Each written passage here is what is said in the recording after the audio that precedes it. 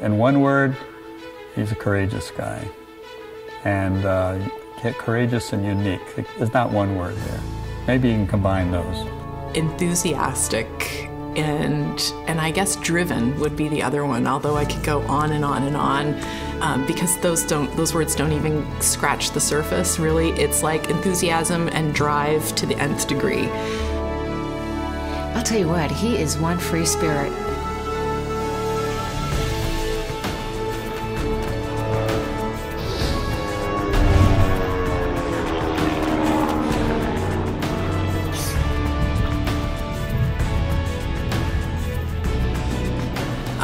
And he just doesn't give up on anything. And that really does sum it up pretty well, that when he gets something in his mind that he really wants to do, when he gets hold of that dream, he's just not going to let go of it until he achieves it and then some.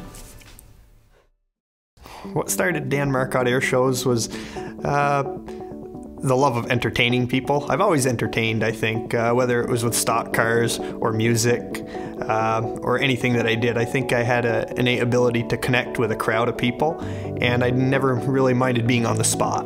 What Dan does that I think is really unique is you can actually experience who he is as a person by watching his show. His enthusiasm and his energy and his dynamic personality and his sense of humor, I think, all come out in the way that he flies, the way that he pushes his airplane, the way he puts his maneuvers together. He has an air show that is just nonstop energy from beginning to end. He keeps it front and center, and that's very indicative of who he is as a person. It's just magical. I mean, I can look out and look at the crowd, and there is not one head that is looking down or people talking. They just are absolutely mesmerized looking at him flying during his show. Dan is very well liked in the industry, so when he's reacting with show coordinators and individuals, I've only seen and heard just wonderful things about the guy. He's very funny, he has a great sense of humor, he's very self-effacing, he's not putting on any airs, he's very approachable, and that's really what people want, and that's going to, of course, stand in well for him as he gets hired, because people are watching.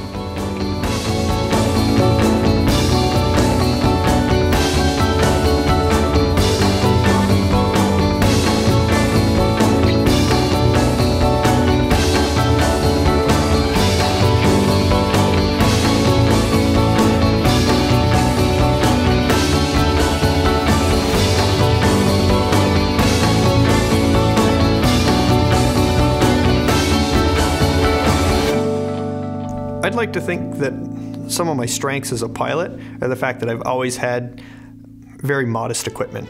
I'm not from an aviation background or an aviation family. I have very modest financial means, and I've always performed beyond people's expectations with very limited equipment.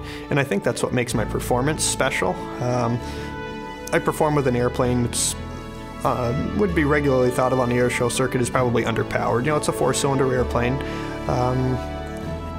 but oftentimes I have the illusion that I have a whole lot more under the cowl than what I do. And so I've always been focused on being real in tune with the equipment, and that carried through from stock car racing to motorcycle racing to everything I did, and it carried on to airplanes where I had modest equipment, and it made you focus on flying the equipment that you had, not worried about, oh, I need this performance upgrade so I can do this next maneuver. Well, I always did the performance upgrade on myself. I'm going to make my performance upgrade with my physical ability, and then with my education in my mind, what can I do?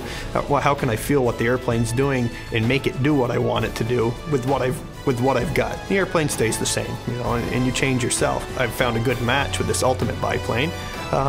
It's a fairly low-powered airplane, but it's small and it's very strong, and it has a lot of energy. I mean, it's a nimble airplane, but I think its personality and mind blend really well together, and we put on a good show.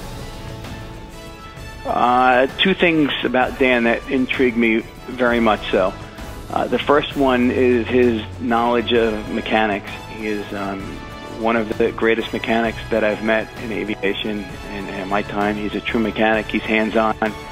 He's not someone that has to be taught how to fix something. He looks at it, he figures it out, and he's incredible. Second thing that really intrigued me about Dan was his flying ability, that he was a natural. He wasn't someone that had to be taught. He was able to basically figure it out on his own, and in many cases figure it out to a point that is better than someone that has had tremendous amount of experience doing the same thing that he learned on his own. Dan is flying an aircraft that is not extremely high on the power end compared to other aircraft that are flying in air shows today. But with Dan's ability, he's able to take that deficit of horsepower and use his ability to get that airplane to do things that people even with higher horsepower airplanes are unable to do. And that's very exciting to watch. I would rather have an airplane that I'm pushing right to the limits. It presents better than to have an airplane that is barely working but looks like it's doing something just because it has so much performance that you're giving it a little bit to offer. So that's a little bit of my background on how I came to fly the airplane that I am. I think one of Dan's fortes is his ability to interact with the crowd, and that's one thing that we hear over and over again from promoters and from people who are in the audience at his shows, is that before and after his show, he really engages people, and he does just have this incredible magnetic personality that people want to be around him. He tells great stories, he has a contagious laugh, and people just gravitate toward him. Okay, what we're looking for in the Alcid Transportation Museum is a variety of performers and a variety of performances.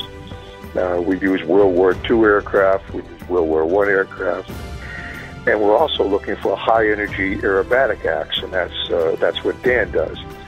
The second thing we're looking for is when the pilot's through with his act, he gets up against the fence and talks to the crowd, relates to the crowd, and sells aviation, sells the Alcid Transportation Museum, and tries to make their day a little more knowledgeable and a little more pleasant. Dan excels at that. I think he does a great job with it, and we intend to have him back in the future.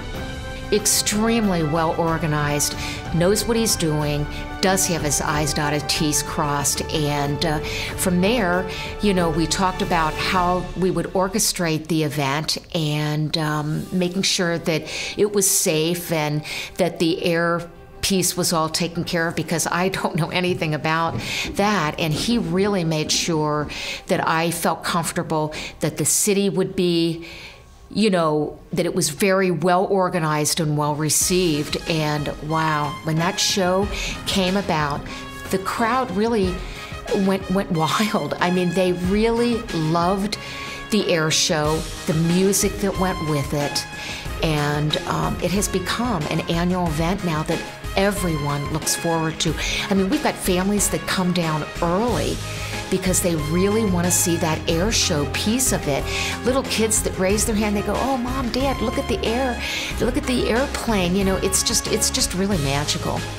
I know I'm not the only one out there that can thrill an audience with an airplane, but I think that I can put on a real energetic, fun performance mixed in with some carnival act type flying that makes people grin and it looks a little bit goofy. And then afterwards, you can get my background and realize that, you know, hey, I could do this too if I wanted. And if I don't, and maybe it's not being an aerobatic pilot or an airshow pilot, but I can do things that maybe looked out of reach, you know, and that's very important. I think people all across the country need to start achieving some things that they think are out of reach. I think that's one thing that young people it needs to be stressed more to young people, is that they need to reach out and do things that look out of reach. So I think my flying will inspire people to go that route.